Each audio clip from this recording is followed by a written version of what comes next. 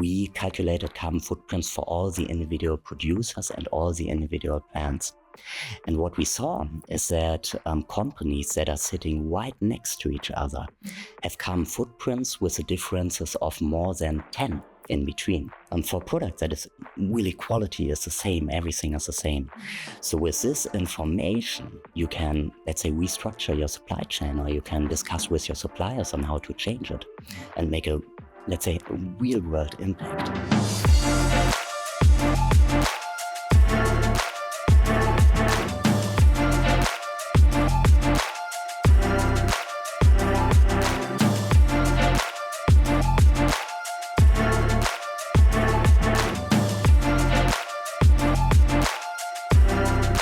Hi everyone, and welcome back. It's yet another episode of our interview series, and we're actually super excited because we have our first external studio guest here with us today, and it's none other than the startup Carbon Minds, which was founded by Arne himself and a co-founder, right, in 2019.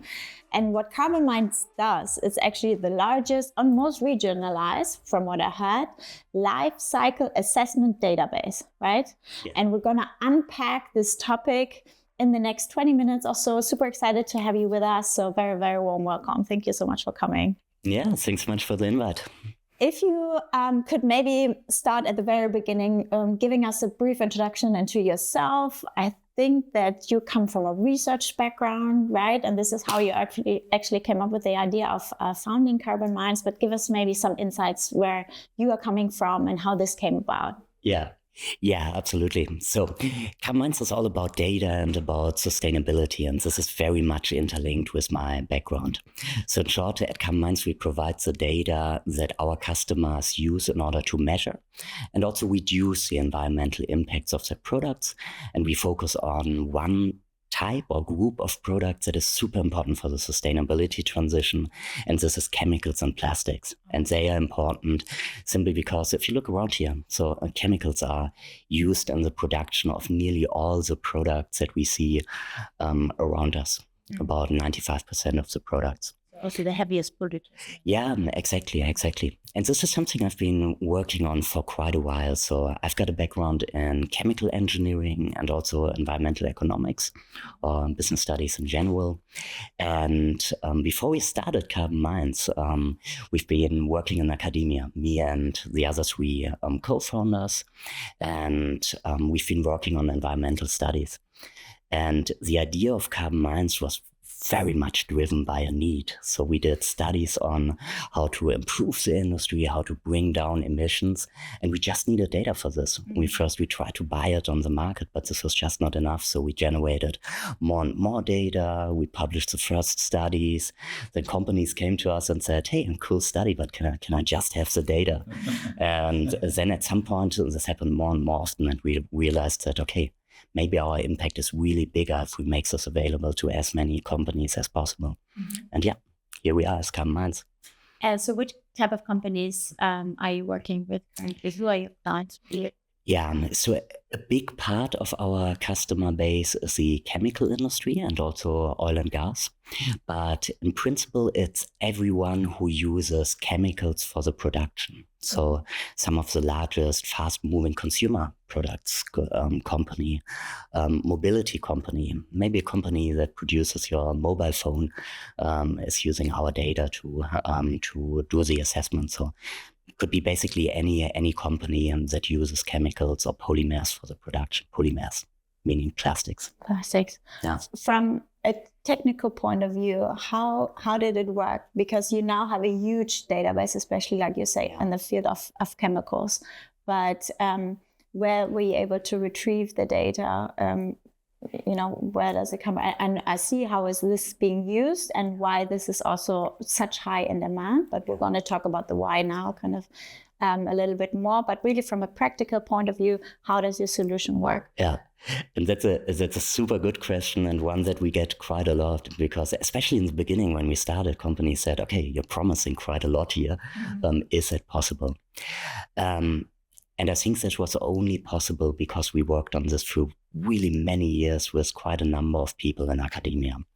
So in short, the trick was to combine very high quality data sets that were already available, which have nothing to do with environmental assessments. So for example, if you want to understand environmental impacts, you need to understand trade data. There are databases for trade. You need to understand a certain market intelligence information, meaning who produces where, what is the technology that they are using. This is also data that companies use for strategic questions. Then how are these processes working? You needed this in order to calculate costs of these processes.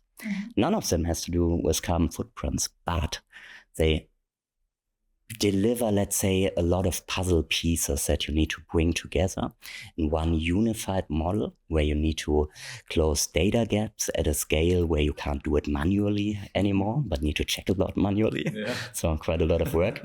And this is how you can get a relatively large data source for environmental data, which, let's say, builds on existing high quality data. Super interesting. And what's your, can you measure the effectiveness of the tool somehow with regard to then actually concluding and making strategic decisions on environmental friendliness also in a way, right? Yeah. In some cases, you can do this. Let's say this camera case over there, this might be one of the most large volume polymers that we have. Make a guess, could be polypropylene, but I'm not so good at it, so I don't know. But polypropylene, very much of this is produced in China, a very high share of the substances. And we calculated carbon footprints for all the individual producers and all the individual plants. And what we saw is that companies that are sitting right next to each other have carbon footprints with the differences of more than 10 in between. So they range between 1 and 13. For a product that is really quality is the same, everything is the same. So with this information, if you use a lot of polypropylene, you can, let's say, restructure your supply chain, or you can discuss with your suppliers on how to change it and make a, let's say, a real world impact on your supply chain emissions. Fantastic. Yeah. I have two questions that actually both of you are probably concerned with. So if we draw the parallel line, right, you both have tech-enabled solution in the field of sustainability to a large extent. I know you guys are also going beyond. Both working really with the heavyweights in the industry, and both are experiencing quite an interesting momentum at the moment. So my questions are, we can go one after the other, but I let you know what kind of direction I want to go to. First of all, I think it's super, super interesting also for others to learn about corporate startup relationships and you're learning from the project. And then second, why is the momentum so strong? If we could unpack that a little bit, right? What is the regulation environment? What is maybe also the pressure from a sustainability point of view? Shall we start with the startup corporate relationships? Because I think there's so much to learn from acquisition point of view, from really lead generation, but then also from how do you work with these really the big ones? I know you guys have announced a partnership with BASF. You guys are working also in the lines of really these big shots. Maybe Martin, if you wanna start and kind of share your experience first, I thought that would be super cool. Maybe also for the corporates that are listening, right, to hear it from a different perspective, right? How this works? Yeah, I mean, in general, I think what's quite interesting is to see that it now works, right? So that these really specialized tech companies also are working together with these large corporates, because I think that was for quite a long time not the case. But I think the overall pressure from regulation, but also of course this really huge stream, right? Sustainability is just ongoing, and so everyone is really confirmed, right, that something needs to happen. And I think especially as a smaller company, what we also bring in is this agility, right, and the capabilities to act very fast and deliver high quality results. And I think that is also something where we see that a lot of corporates really like to see that, like like that way of working, and that for us, is of course very great momentum, right? And I think the great with tech is that it's scalable. Yeah, so if you invent something, then you can really offer that to a lot of large corporates. That's the Neitz, these are the nice benefits when you're creating digital solutions, right? And for data, it's definitely the same. Yeah, and I think overall, I mean, we are working for more than 10 years now with large corporates, so we know how that works, yeah, and how projects, IT projects are done.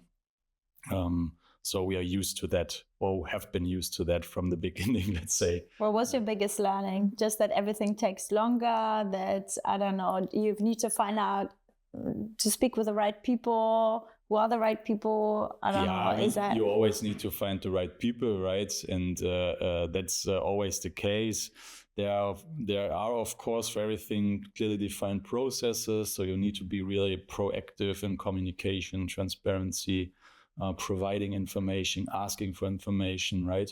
And that's very important in a large corporate where you just have a lot of stakeholders that need to be informed, they need to be consulted, right? And so on and so forth.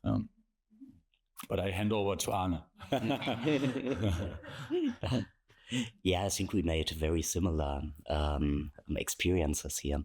And I think one thing that you just mentioned is you need to talk to the right people. This is also something that I've learned quite a lot over the time, because in the beginning I heard all these stories that corporates are supposed to be very slow and not too open to startups. So when I started, it was quite a big surprise for me that this was not the case. So I thought we start with some specialized consultancies. They will use the data for big companies, make it more well-known, and this is how we enter the market. Didn't happen. So our first customers were some of the largest companies in the world. But we talked to the right people. So after a year, we saw a pattern. So we saw that the first movers were always the ones who had specialists on the topics. So who were, let's say, really experienced in this topic. And the reason is they are the ones who can judge quality. If you can't judge quality yourself, you go for the established player. Simply because you don't know yourself if it's better or not. If you know it, you maybe have, let's say, more courage in order to jump on a new solution. Super interesting. Yeah. And what drives now, I think I touched upon the pressure before that I think one can currently feel in the industry quite a bit, which is probably also super important when it comes to sustainability and also the level of innovation, right, in order to increase efficiency, etc. Could you elaborate a little bit on that, what's currently happening, especially since both of you are mostly in the chemicals field? Yeah. So it changed simply massively.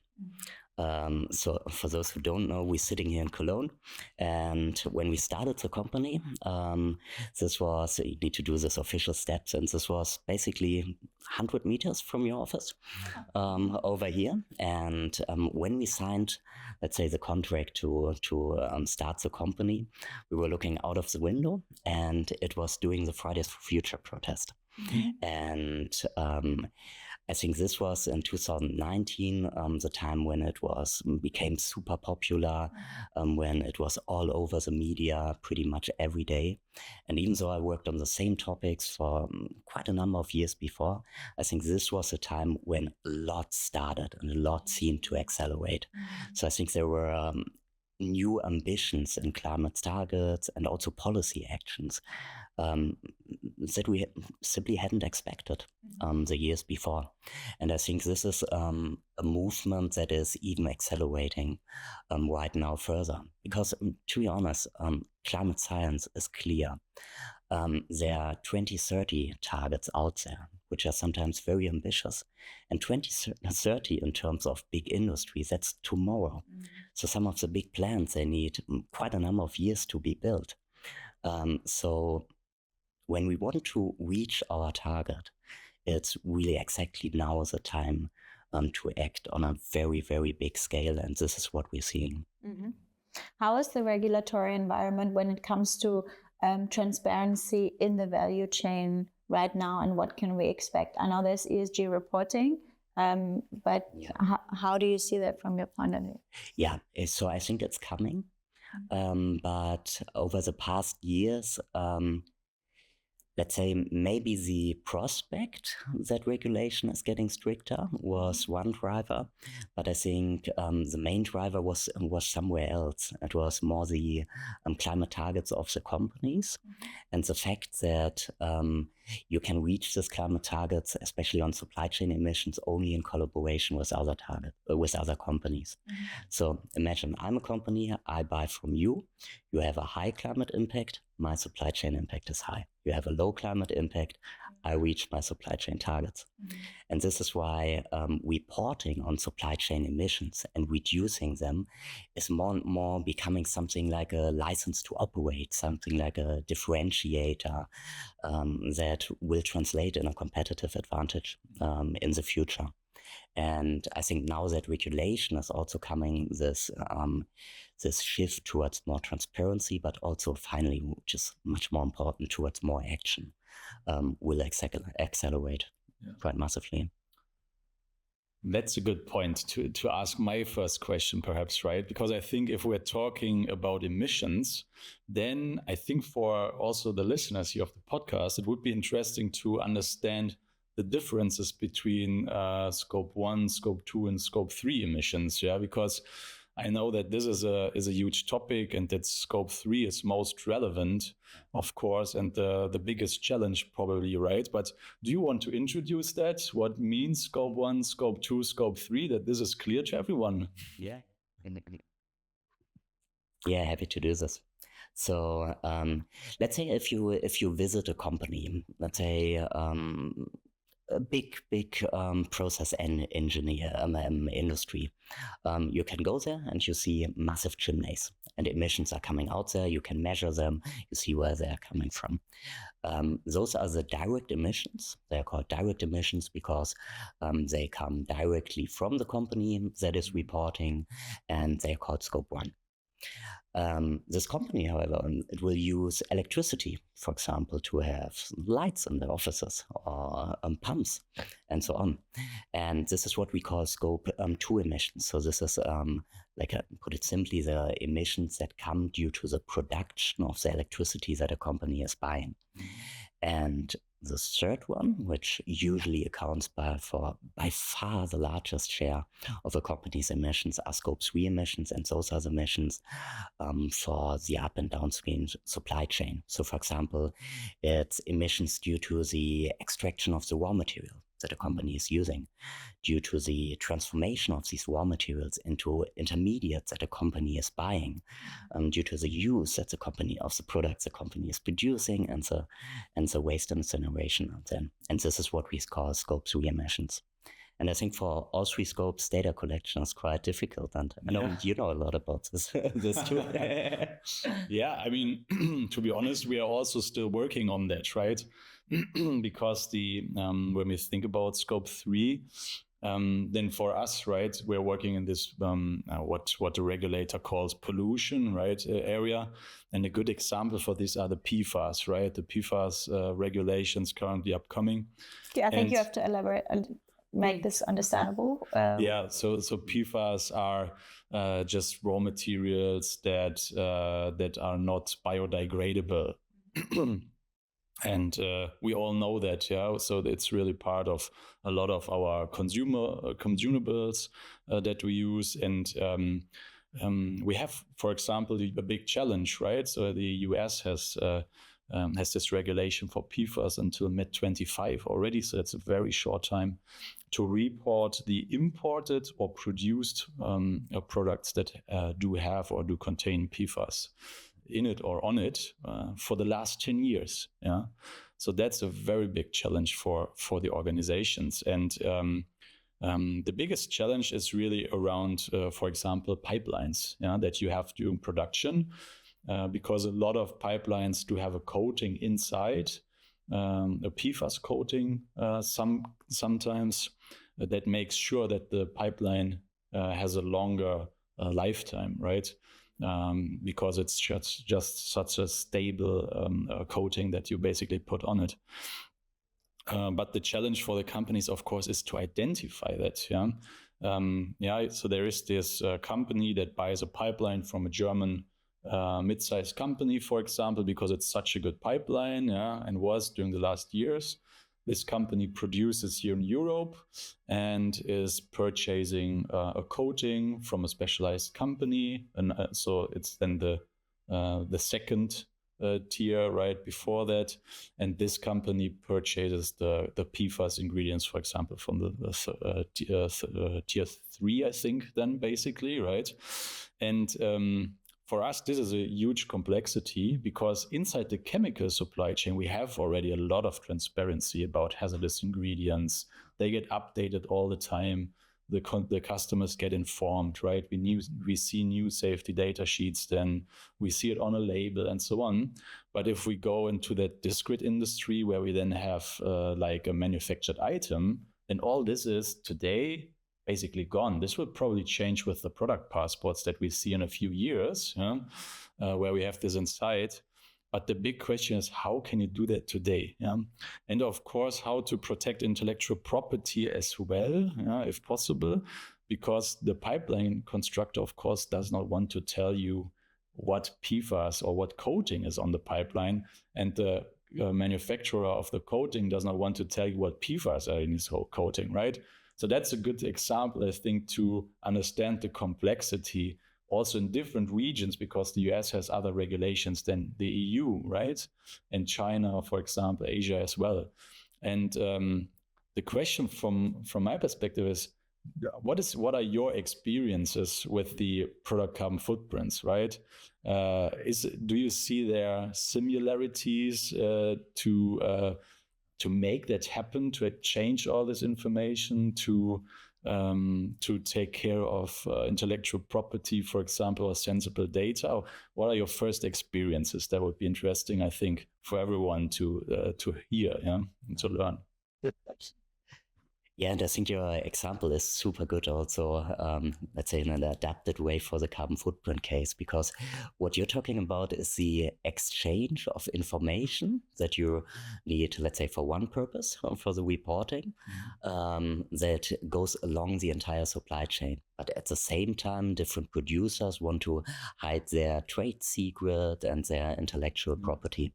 And I think it's exactly the same for carbon footprint. So a part of the carbon footprints comes from the energy use. The energy use is a big cost driver. So maybe you don't want to show your competitors or your customers your detailed energy consumption numbers simply because they can back calculate their costs and have some strategic implications from this. At the same time, you need to send around the carbon footprint in order to understand supply chain emissions. Yeah. I think from the data side, what we learned is, of course, there's a lot of confidentiality in the data. So this is also why it's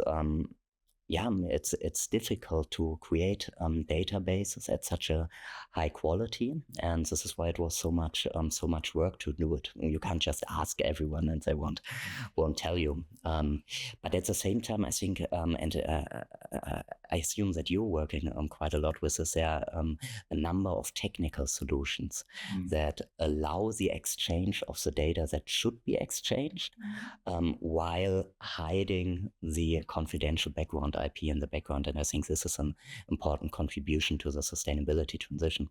Yeah, very interesting. I think that is something in general, right, where we have this demand for this technical layer that is capable to do that, right, to exchange and build it. And we're working on this.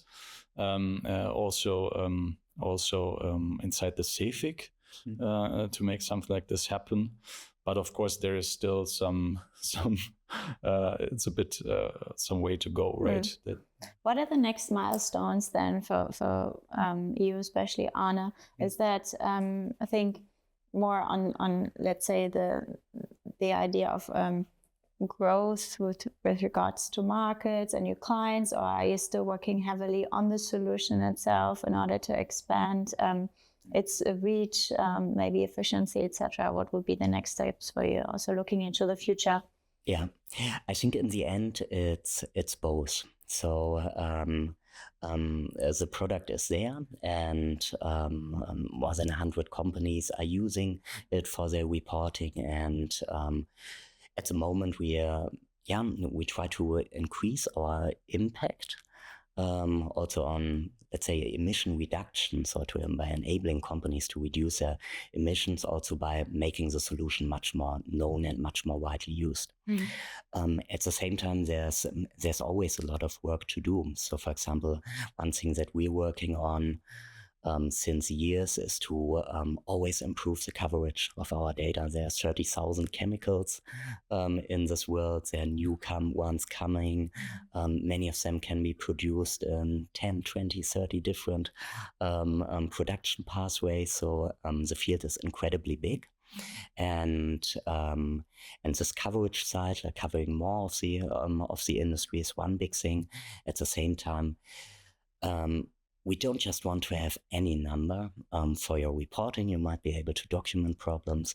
The action part in the end is so much more important than just getting any number out. So the second route that we're improving is the granularity. Sounds like a boring word, but it means like to show how chemicals can be produced differently in order to bring down emissions. And this is basically what you need in order to reach your supply chain targets. Yeah. And two big topics. Exciting. Very exciting. Yeah. Also this to go in that direction, right? Because I think that's really the root where you need to work on, right? To solve it then at some point. I have one other question specifically for chemicals, right? Because we see a lot of resellers also in the value chain, basically, right? That purchase chemicals, perhaps also from different countries, of course, yeah. So to have a higher diversity also in the supply chain is a strategic objective for many companies today, just because of these geopolitical situations that are upcoming. But is that not really super complicated now if there is a reseller that purchases from different sources, from different vendors, that then, of course, legally is selling it, bringing it to the market, means he needs his own label, he needs his own compliance documentation and so on. How do you handle that complexity, right? Because that would be also interesting to understand. Yeah. So short answer, yes, it's complex. and this is exactly why we need to, maybe not simplify the problems, but accept the complexity and find a solution to make it much easier to understand this complexity and to act on this. We know this case. We recently published a success story with Prinz, which is the world's largest chemical trader. We also had a webinar together where they explained that they have more than 100,000 products. And these 100,000 products go to many, many customers and come from many different suppliers. So there's an incredible complexity in there. I think the solution is really to accept that there's not this one carbon footprint for a product, but it depends completely where it's produced. I talked about polypropylene earlier. I think we have more than 1,000 different carbon footprints for polypropylene, depending on where it comes from. And a trader, not always, but often has the intelligence on the market intelligence on where it was produced. If they don't get it from, let's say, a place where the producer is not clear anymore. And so they are in a key position in order to give transparency to the market. And we're working closely with a number of them in order to make this possible from the data side. Super interesting. Yeah. This is it from my point of view. Do you have any other questions, Martin? I thought this covered really a lot. That was super, super insightful. So thank you so much. I realize it's Blue Monday today. It's Monday today. We didn't have a color code, but I'm just looking at you guys. I think it's going to be looking super, super funny on camera, but we didn't talk about colors beforehand. This is just accidentally happening. But thank you so much for this talk. Yeah. That was really, really good. Very interesting that we got to sit here with you. Great that you're also in Cologne. So you're surely going to be back, I hope, we hope, maybe in a few months to give us some update on what's happening in the industry. But yeah, thank you so much for coming. Perfect. Thank you so much for watching. Bye.